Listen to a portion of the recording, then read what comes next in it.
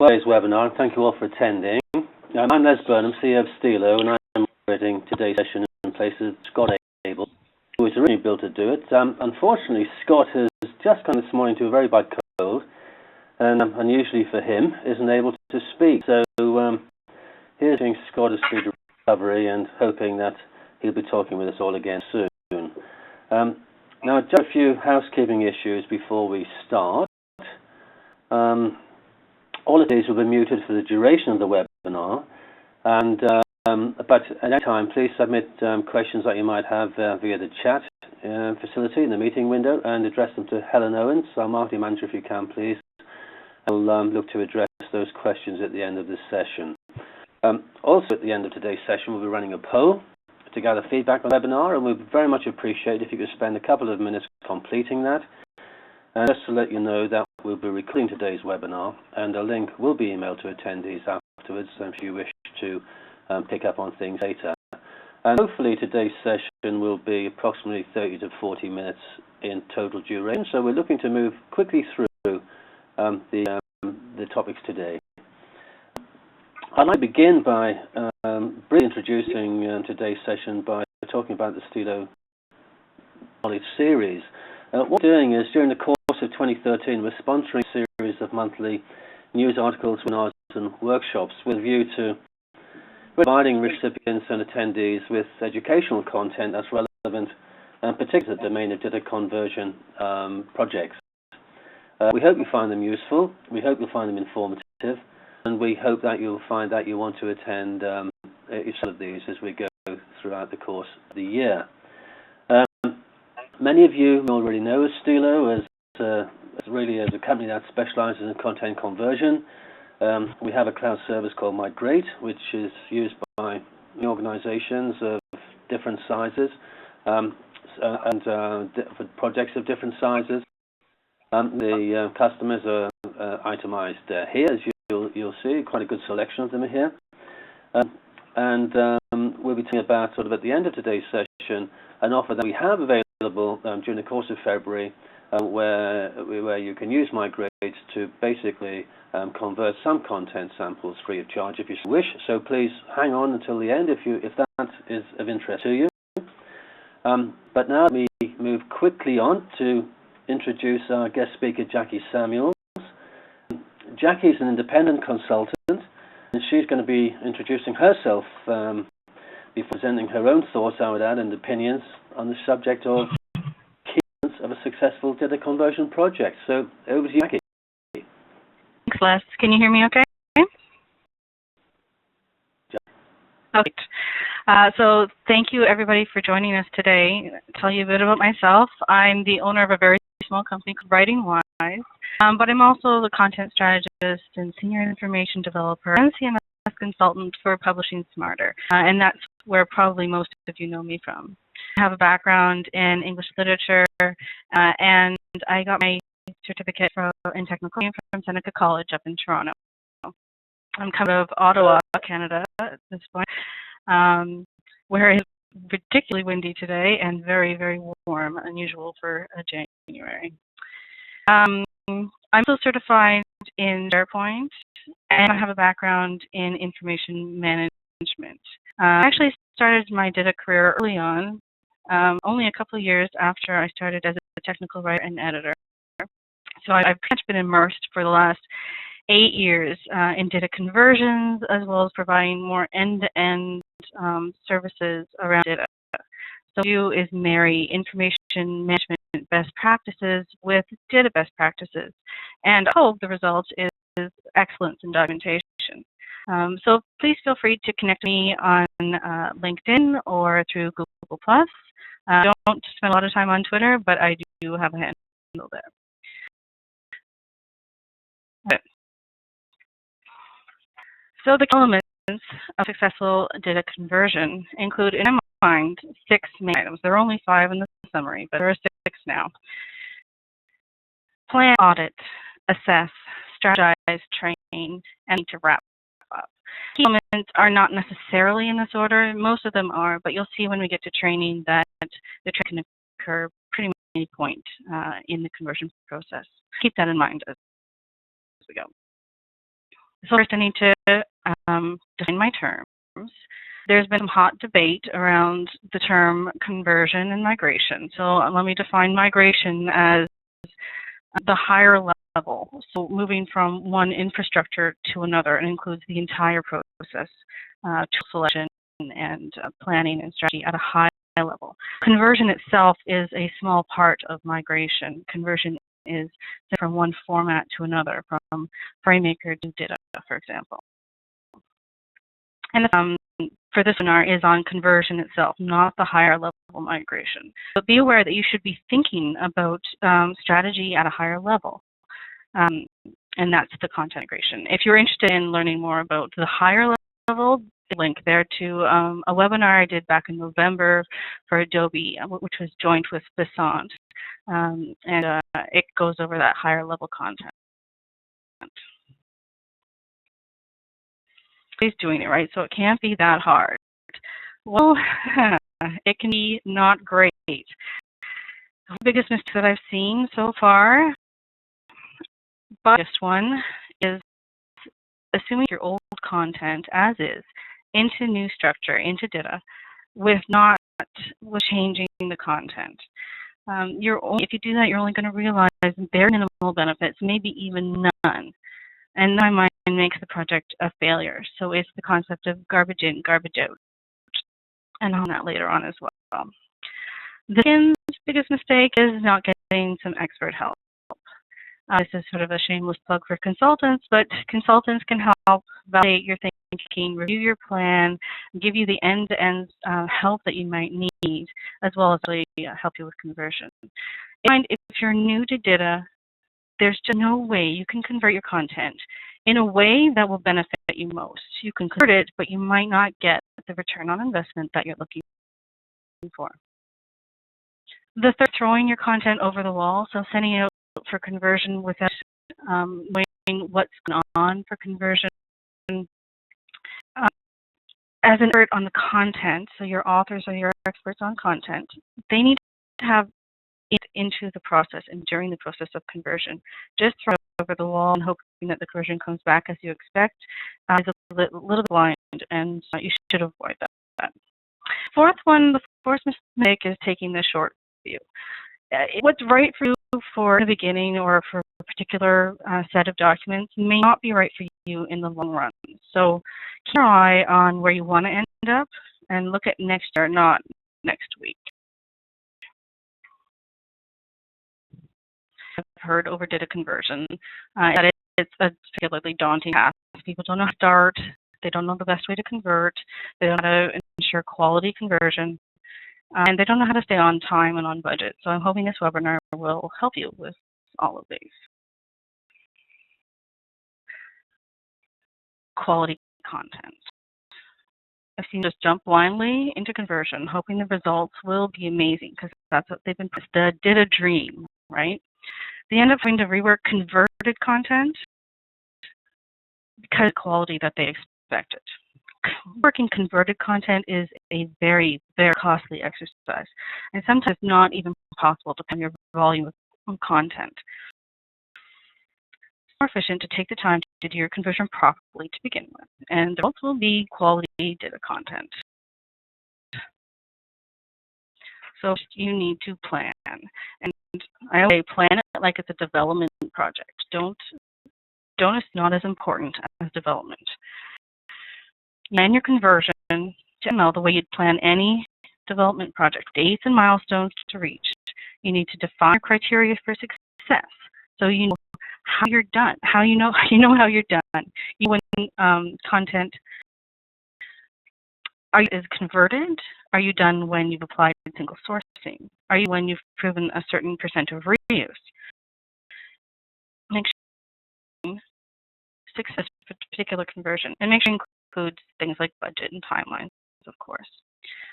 But you can introduce tracking and metrics to enhance your project and make sure it's a success.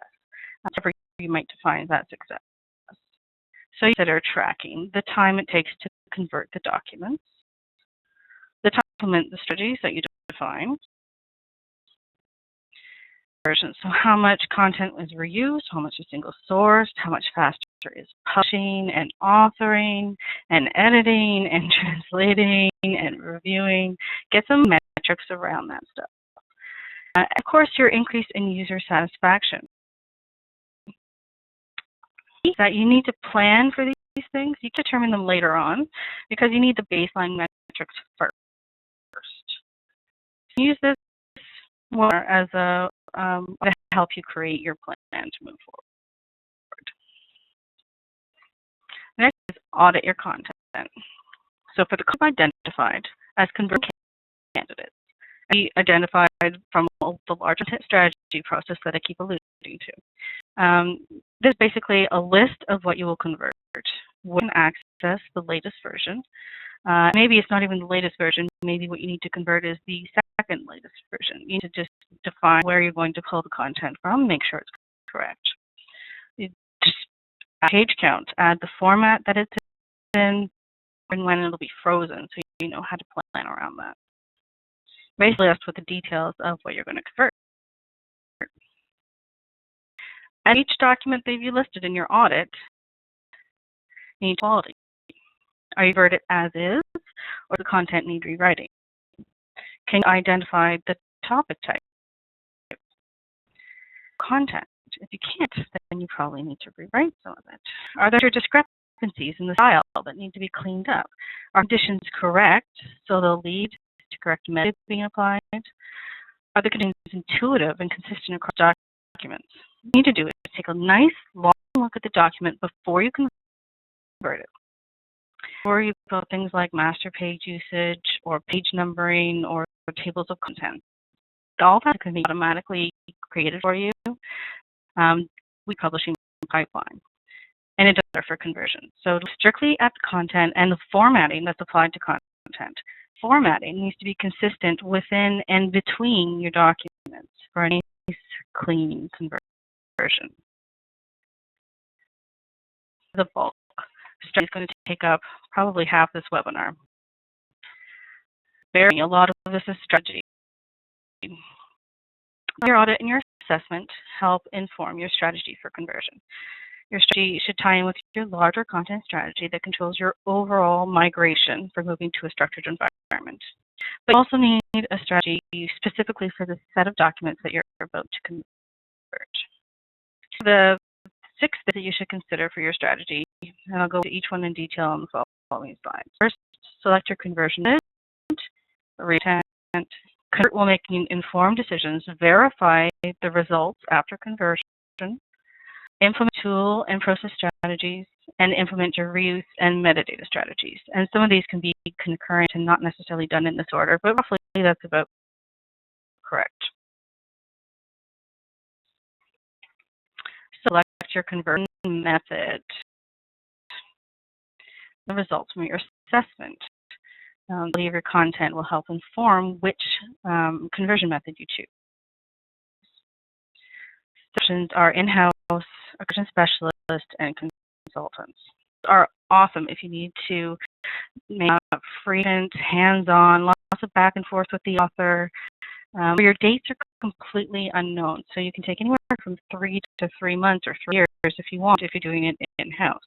Whatever you need. Have that flexibility in time. But this means you need an expert in conversion on hand and available as needed, and not everybody has that. So your options are most frequently used. Well, actually, that's not true. A lot of people do in-house conversions, but the 2 options are good as well. Your specialist companies are great at conversions,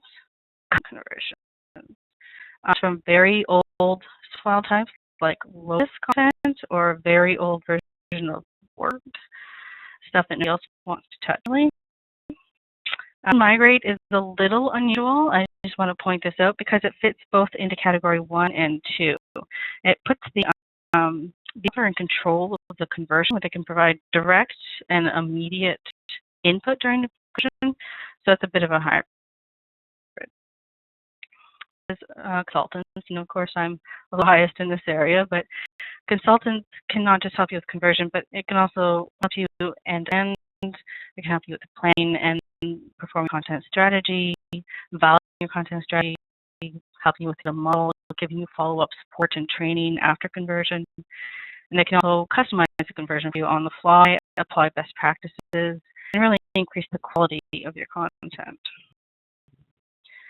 For in a good conversion process, you need to make sure it's robust technology, so it has to handle what you throw at it.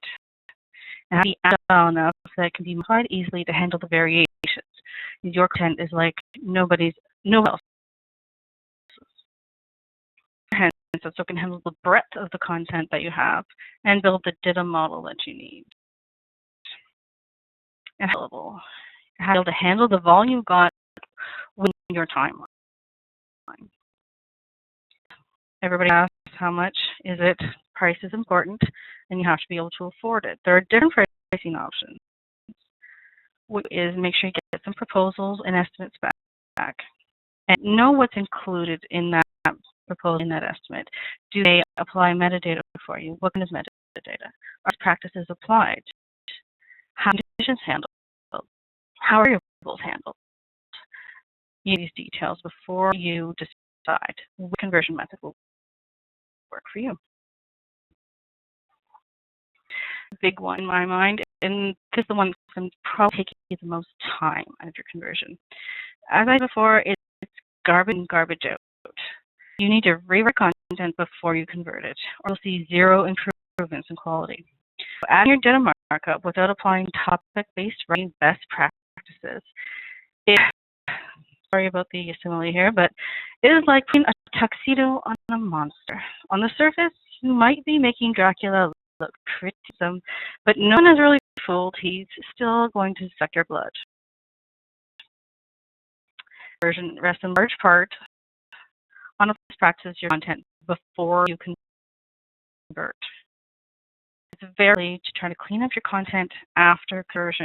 It means time, money, it frequently means consultants, and it means lots of review. Although that gives me a lot of business, I don't like coming in and having to clean up content any more than you do. So read content first and then convert it, please. And just consider it as an opportunity to apply excellence to your content. Identify the content that doesn't add value and then leave it behind. Don't convert it. Upgrade minimalism to your content to make it lean, mean, and usable for your end users. And then write for business cases, product features. If your content is written around product pages, widgets, and everything like that, it means you've written for the product instead of the user goals. And it's often the biggest change for authors. Take most time as well. If you identify some key areas to rewrite for business cases rather than product features, it'll go a long way to increasing the value of your content. Apply some consistency. And for data best practices. For example, you're going to want to minimize your inline links. The links that are left will become relationship tables. You separate something like the step that you tell the user to perform from the result of that step. You want it on a different line, preferably with a different format applied so it will convert nicely to the appropriate element.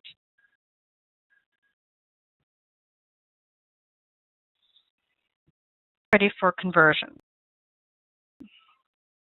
How many conversions? I can say that most pieces of content need decisions made during conversion, whether you're deciding which topic type it is, or deciding which way you'll go with a piece of content. Maybe a table of terms in your legacy content becomes a definition list in your data content. You need to make those decisions on the fly sometimes. And great results. You make those decisions while you're converting. Sometimes the person that needs to make the decision has just to be a data expert. They know the data best practices. They have to be familiar with the elements and the attributes and what's possible. And also have to know what your content strategy is, so they move towards where you want to go. Others, however, what you need is a content expert, and we're talking about the authors here. This is the person who understands the content. They need to make the decision sometimes. Does a piece of content get chunked out into different topics, or does it need to become one long multi-use topic? Does it need to change formats, for example, from a syntax list to a table? Issue consistency always come to light during conversion, and you often need a person on hand to make these decisions. It's got to be the person who understands the content. The person who knows both the best practices and knows the content, great. You can use just one person. But rarely that in a small or medium-sized company. So it's to have two people available during conversion.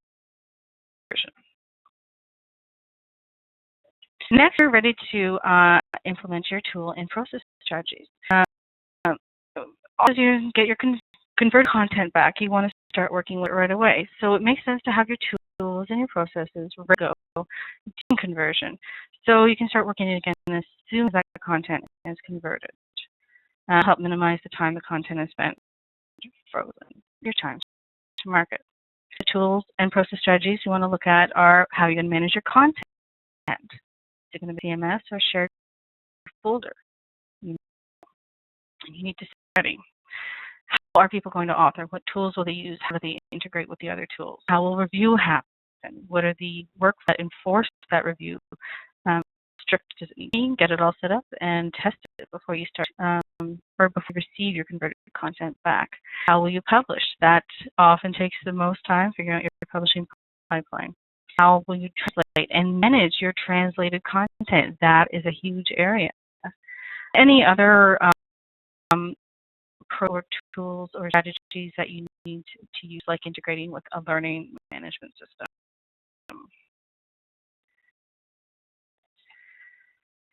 So you need to verify your results. Just a QA of the content. I put that, but don't get alarmed. Content can go missing after conversion. It's dropped, and it's not great, but it happens, and hopefully somebody else has caught it before it ever gets to you. But the last piece in a topic, you just want to get eyes on it and make sure it's complete.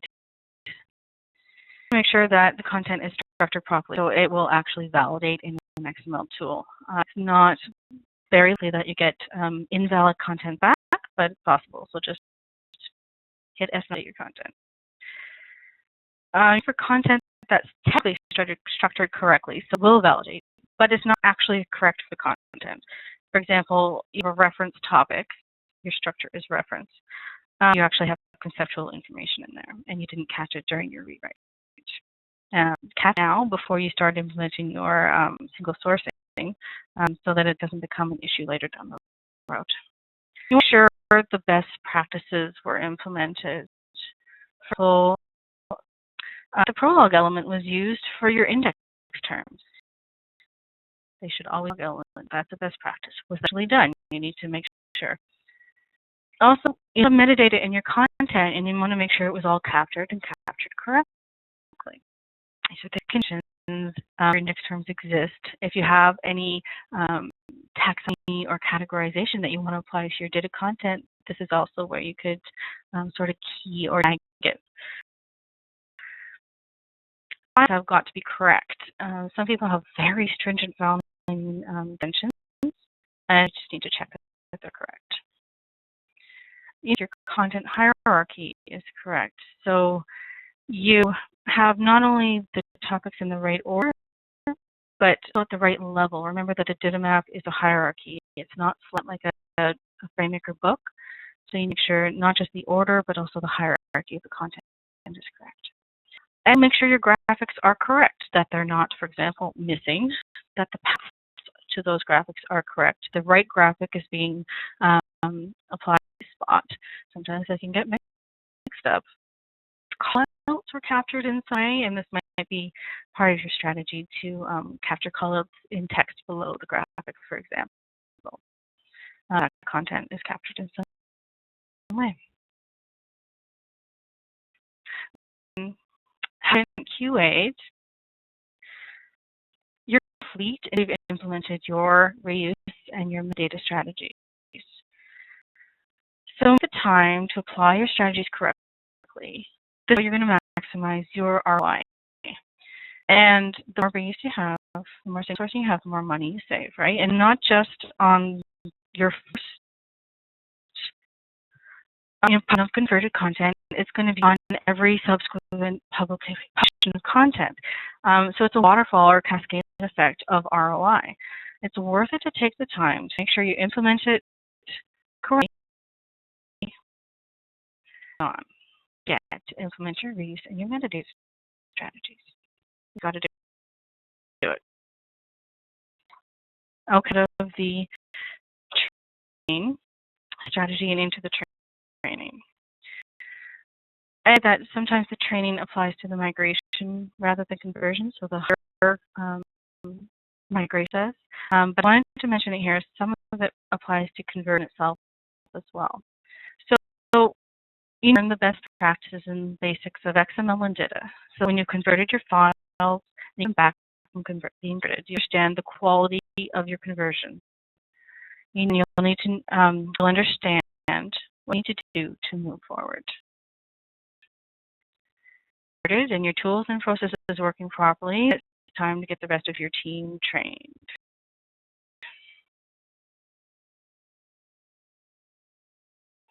Training, foundation. Don't run into, hey, here's your content, how would you work with it? I'll make cover top writing. What correctly? What does topic-based writing bring to your content? Things like the goals for this particular conversion project or the migration as well. The vision of the future you have for the content and timelines. When do you think that future will be? And track the content back for end users while streamlining content creation and publishing processes on the inside. So part of your training should always explain what benefit the users will realize. This authors understand why they need to shift how they are writing and how they are working. Continue with your training in DITA. You're using your tools and your processes. You can take the time for after each conversion. If you're doing a phased approach, for example, or you've done a pilot and you're ready to start moving in, use that moment after conversion to include a refresher course in the best practices. That could be DITA best practices or your internal best practices or both. And keep it current in mind. It's in training. Authors really need to know how they will work with all the tools through a day, not one tool at a time. So know how the tools work together, when they use first, what's the process they need to follow every day, how do they author and then send something for review. If you're training on one tool at a time, and you can combine the trainings that you're using all your tools and all your processes together, that is really going to benefit your authors. And you'll find training goes much faster, and the learning curve will be much more manageable for your authors. Always train using best practices. You have people learn everything about DITA. There's a lot to learn. What you do is make sure they learn the best way to do things with DITA. For example, instead of inline cross-references, you want to use relationship tables. It's possible to do both, but teach them the best practices. Same applies to your tools and your processes. You don't want them to learn the entire content management system. You want them to learn the best way to do something, the fastest way. And say searches and all the rest of that for them, then you're going to make it faster as well. And then it's the project. You need to capture some key items. This is going to be in probably the format of report for management, but it's useful for the authors to take a look too. You need to take a look at the time that it took you to convert. What slowed you down? What are the pain points? You know, write those down and learn from them. Maybe your conversion method will be great for you. If you're doing a pilot project or a phased conversion, then maybe you can try another method of conversion for your next project. The amount of reuse you have, This is where a CCMS with a reporting tool that can identify your percentage of reuse, for example, can really benefit you. Because you need to gather those results and prove that your conversion data will save the company money. You need some metrics around that. And to multiply that amount, you're seeing ROI for each future release of the document. So it does really add up quickly, and that makes management happy. And get to identify the improvements of quality. That's conversion. It took you a lot of time. If you have to rewrite, it takes a lot of time. The query documentation increases radically. You capture these metrics by doing some user surveys or by implementing a feedback mechanism like users being able to rate the content or send comments back to you. And remember, you have to get some baseline metrics first so you can compare the before and after. So make comparison of the after. So the elements: plan, assess, strategize, train, and wrap up. And I think if you include these key elements in each conversion project you do, every one, if you're doing multiple conversion projects, do it each time. And I think your conversions will go smoothly and be a great success. Some resources for you. Have some articles, workshops, and webinars up on their site. The second bullet there is a very interesting new venture on World around content management systems. There's some explanations and articles and ideas, but there are also some tools to download, including how to select a CCMS, so a build spreadsheet that you can download and customize as an ROI tool for determining your return on investment for a component content management system. Plus, there's a community for DITA specifically, and there are many LinkedIn groups that you can use. One of the best ones, though, is the DITA metrics, and I think that's the one we'll see the most growth in the coming years. And contact information as well.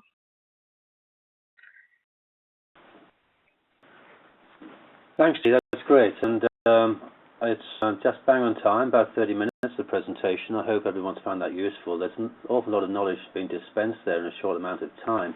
We've collected some questions during the course of the presentation, and let me just come to yourself, Jacquie. Sure.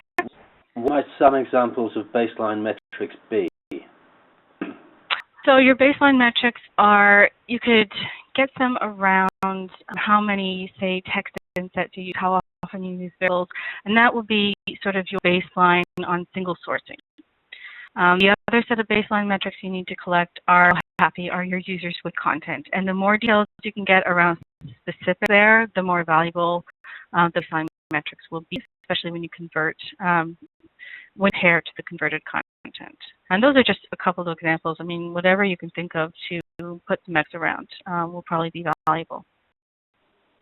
Thanks for that. Here's one. Can you quantify the cost difference between writing before conversion and cleaning up files after conversion?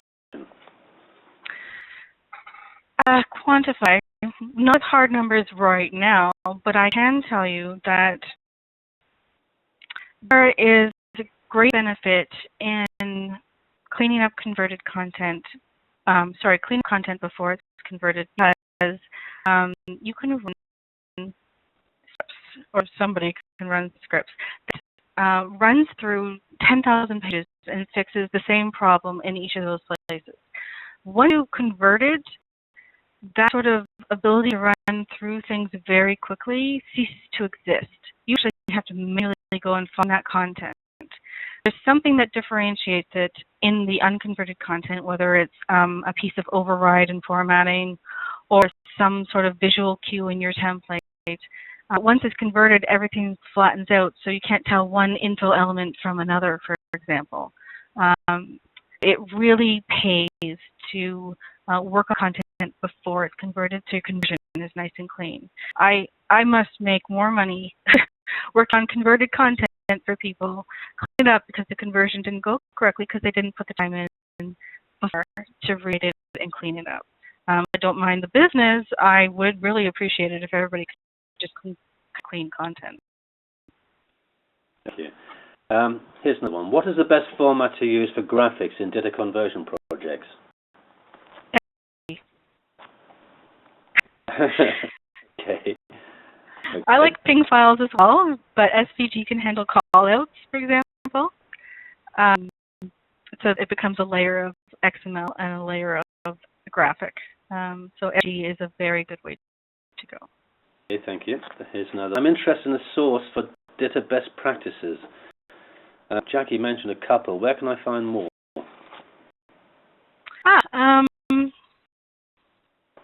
There are books out there. Practices. Well, we Publishing Smarter has some training on data best practices.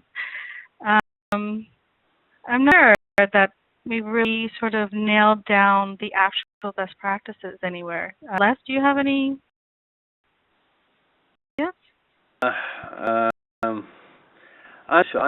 think there's a lot of good information available from DM, really. I think there's a lot of good best practices papers there on their website. I think there's a lot to be had from their conferences too. I think a lot of people get value from these events. So I see that as an important source. Yeah. Couple of questions. Question on metadata. What are the must ones, and which can be used for search engine optimization? So for search engine optimization, you're looking at the category and subcategory elements. Well, they're category elements, but they're multiple category elements. And to apply taxonomy to your content, and taxonomy is what people search by. So that's the metadata that will group together, bring back solid search results, basically. That's the category element, and it lives in the prologue element. Other metadata that's important, metadata, of course, your profiling metadata. It depends on your requirements, honestly, and the sort of thing that would go into your migration content strategy. So the higher level one that you'd identify the data that's going to be essential for your content. Thank you. Here's another one. There's quite a lot of questions coming in, actually. Can Jackie talk about how are the metrics? Is it a matter of telling people to time how long it takes to write something before DITA, and then how long it takes to write something after DITA? How does that capture it? Yeah, that'd be a great way of doing it. Although you wouldn't want to time somebody when they've just moved DITA. You would want to time somebody when they're about a year into writing DITA content, because they get much, much faster. There's a bit of a learning curve there. But yeah, I mean, anything that you can or gather feedback on is something that you can do your metrics gathering. Another one. Which baseline metrics prove the most ROI? Which metrics get man excited? And how quickly do you get them? Yeah, getting management excited is always interesting. I know that my manager, back from when my first DITA conversion happened, and I was an author on it, is on the line. I'd love to unmute her and hear her opinion on this. But getting management excited, it always comes down to efficiency. Your biggest savings are always going to be around translation and single sourcing and order. Efficiency also comes down to money too. So you're looking at giving them the bottom dollar of how much they're going to save each year. And don't just stop there with giving them that bottom dollar. Say, that means we can increase the value of the content in this area, and these 16 other areas that you've been dying for us to make, improvements on. So don't just end it with, well, hey, you could cut 3 authors from the team. No, it means those 3 authors can go and write better content or write extra content. Okay, thank you. Another one. You mentioned that content can go missing. What sort of things in FrameMaker or other source might cause this? Bad anchors, sort of files, that were sort of woefully applied or very complex. Things that don't convert well include, so if you have conditions on columns in your table, for example, there's no way to do that in DITA. So if not handled correctly, it could just poof, disappear. Which is fun. Okay, thank you. I think that we'd better just draw a line under the questions right now, if people don't mind. There are one other two questions left outstanding, but I think we have to move on for the last couple of minutes and wrap up in the time we suggested we'd be online. So maybe, Jacquie, if you could just move on to the next slide, please, I'd appreciate it. Did you want me to switch to Helen instead? I think so. Okay then, Helen, and perhaps you could put the next slide up, yeah. Sorry about that. Fine. So if you just bear with us, please. Can you switch chairs, Jacquie? Sure, hold on. Oh, I think I made you already. Sorry. If you keep the slides. If you answer the slides, Jacquie. I am no longer. Am I control? Okay. Can you see my screen? No, that's back to you, Jacquie. Helen, we'll back to you. Sorry about this, folks.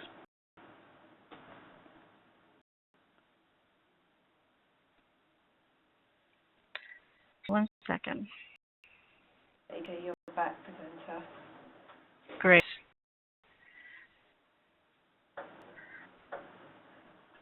So it was just the slide before that, if that's okay. Sure. This is the one. So I just mentioned at the beginning, we actually we're providing an offer during February for those of you who might want to run a sample document through Migrate and just to test your content, just to understand better your content. Maybe we run it through Migrate, we'll do an analysis of that, apply some default rules, and just share with you and review observations on your content with you. We find that there's a lot of benefit in this for our clients, just to better understand the content. And if you want to do that, then please go ahead and go to our website. You'll find some details there, and we'll post you with details after this after the session as well. So that's there for the month of February. And then finally, thanks. Just let you know that there is another webinar coming up in March. Jacquie again talking about bad conversions and why you need to do pre-conversion work. And also in the meantime, we'll be issuing another article written by Jacquie, again talking about converting to DITA and focused on particularly on conditions. So I hope you've enjoyed today's session. Thanks very much for attending. We do need to draw a line under the time now, and I found it useful, and will join us at other sessions in the future. And if you wouldn't mind, please, if you could spend a couple of minutes completing the questionnaire, the poll at the end of the session, we'd really appreciate it. So thanks very much again for your time, and hope to see you or talk to you again very soon. Thanks very much.